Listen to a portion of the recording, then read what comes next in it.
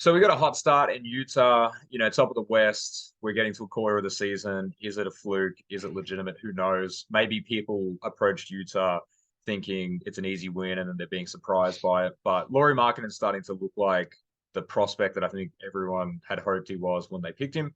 And a couple of teams have taken a flyer on him, and now it seems like the Utah is paying dividends on that. Right now, all-star potential, right? Can he make the all-star team? There's a narrative there. There's some stats there that's fantastic. But the hot take is quite a simple one. I think one of our 50-piece games this season is going to come from Lauri Markkanen. I think there's going to be a night where he has 8 or 9 threes, gets to the free throw line 10, 15 times, gets a couple of twos up, and really catches a team off guard. I'm talking like a Tuesday night game in Orlando. He just goes off, right? And he's going to have a 50-piece. And on that Utah team as well, Jordan Clarkson, also another potential for a 50-piece. But I would not be shocked if a 50-piece comes from Utah in the next month or two. From Lauri Markkanen specifically. Yes.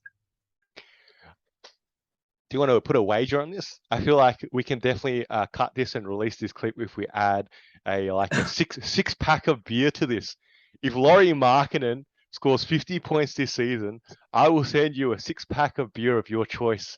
And if we get to the end of the season and he does not put up a 50-piece, in fact, like you said in one of your other takes, he's just traded to another team because the Jazz are going to pull off some mega trade and get rid of all these pieces because they won Victor, okay, then I don't think he's going to score 50.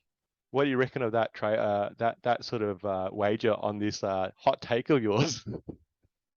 Well, I like getting a 6-pack from where I'll be located probably by the end of the season.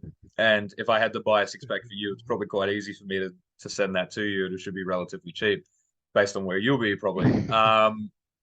Look, I think the 50-piece potential, it sincerely just comes from the fact that there's going to be a game where he is the biggest star on the floor due to injuries, due to just the lineup. Charlotte's another really good example there. I think he's already had 30 plus 3 or 4 times. So it's not unfathomable for him to go a little bit further. Perfect for the Jazz. So let me ask you another question. Are the Jazz going to trade him? Well, this is the thing, right? What if they look at this and they say that was the steal of the Donovan Mitchell trade, and we will keep him and we'll pair him up next to Wembanyama because he's essentially a big stretch 4 or even a really large small forward in a sense. They're not even in the Wembanyama sweepstakes at the moment because they're not even going to make the lottery.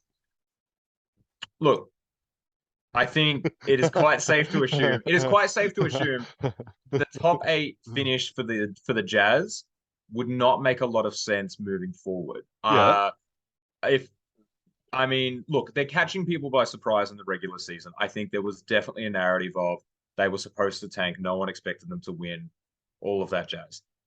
The issue is in 3 months' time, when teams kind of know we have a shot to be in the playoffs, we have a shot to be in the lottery. Utah, if they think they still have a shot to be in the playoffs, teams will be scouting them slightly differently. They will not be the surprise loss that people are getting. And there's a couple of those right now. Like even the Magic stealing wins off people as well, right? And the Spurs steal wins off people. That happens every year though. Like those lottery-bound teams get that upset win and they do sort of pick up some wins at some point. And I think, look, potentially maybe the strategy is maybe we underestimated Danny Ainge.